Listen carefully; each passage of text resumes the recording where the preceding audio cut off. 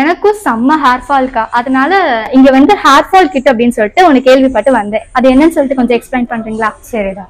பாத்தீங்கன்னா கம்மிஸ் வரும், ஆயில் வரும், ஃபோர்ஹெட் ஜெல் வரும். கம்மிஸ் பாத்தீங்கன்னா உங்களுக்கு ஃபுல்லாவே விட்டமின் கண்டென்ட் தான். இது எதுக்கு ஹெல்ப் பண்ணுது அப்படின்னு பாத்தீங்கன்னா ஹேர் வந்து திக்காவும் ஸ்ட்ரென்த்தாவும் இருக்கிறதுக்கு நமக்கு ஹெல்ப் பண்ணும். டெய்லி மார்னிங் நீங்க பிரேக்ஃபாஸ்ட் முடிச்சுட்டு ஒரு கம்மிஸ் எடுத்து சீவ் பண்ணி சாப்பிடுங்க. இது பாத்தீங்கன்னா ஆயில். இது வந்து உங்களுக்கு ஹேர் ஃபாலை கண்ட்ரோல் பண்ணி ஹேர் ரீக்ரோத்துக்கு ஹெல்ப் பண்ணும். ஓகேவா? இது வந்து டெய்லி நைட் நீங்க வச்சுட்டு ஓவர் நைட் விட்டு மார்னிங் நீங்க எந்திரிச்சு உங்க வேலையை பார்க்கலாம். ஃபோர்ஹெட் ஜெல் எதுக்குன்னு பாத்தீங்க அப்படின்னா உங்களுக்கு இப்ப முடி கொட்டி அந்த இடத்துல கேப்ஸ் இருக்கும். அந்த கேப்ஸ்ல வந்து உங்களுக்கு ஹேர் வந்து திரும்பவும் ரீக்ரோத் ஆகுறதுக்கு நமக்கு வந்து ஃபோர்ஹெட் ஜெல் ஹெல்ப் பண்ணுது. ஓகேவா? ஆயில் வச்சு ஒரு 30 மினிட்ஸ் கழிச்சு நீங்க வந்துட்டு இந்த ஜெல் எடுத்துக்கலாம். ஜெல் எடுக்கிற அடுத்த நாள் மார்னிங் கம்பல்சரி ஷாம்பு வாஷ் எடுத்துருக்கணும்.